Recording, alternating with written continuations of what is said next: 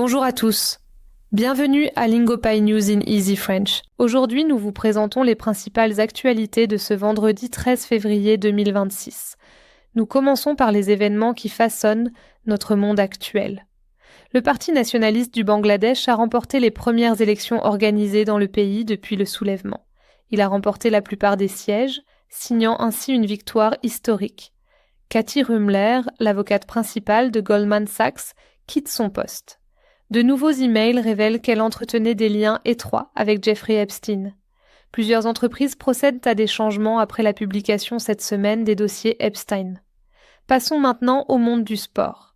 En NBA, LeBron James est entré dans l'histoire. À 41 ans, il est devenu le joueur le plus âgé à réaliser un triple-double. Un triple-double signifie au moins 10 points, 10 rebonds et 10 passes décisives en un seul match. L'Atlético Madrid a remporté un match important contre Barcelone en Copa del Rey. Le score final était de 4-0. C'est une victoire surprenante et importante pour le club de football. Passons maintenant aux actualités internationales. Commençons par les États-Unis. Le président Trump a abrogé d'anciennes règles scientifiques relatives au changement climatique. Les détracteurs affirment que cette décision est néfaste pour la planète. Elle modifie la manière dont les États-Unis protègent la nature. Passons maintenant à l'Amérique latine.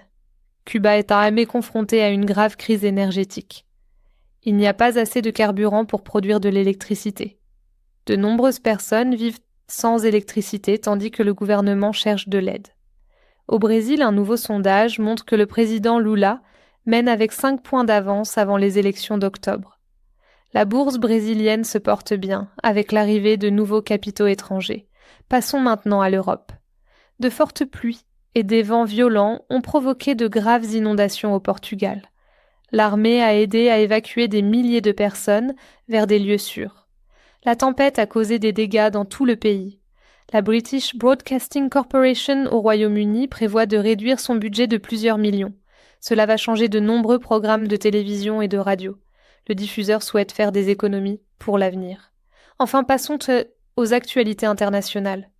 Une attaque de drone dans le centre du Soudan a tué 24 personnes, les victimes ne fuyant les combats lorsqu'elles ont été touchées. Les médecins ont confirmé cette triste nouvelle aujourd'hui. Des manifestations ont éclaté en Iran en raison de problèmes financiers. Les États-Unis ont déclaré avoir limité l'approvisionnement en dollars du pays. Cela a rendu la vie quotidienne très difficile pour les citoyens.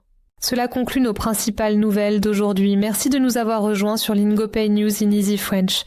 Nous reviendrons bientôt avec une autre mise à jour sur les dernières nouvelles.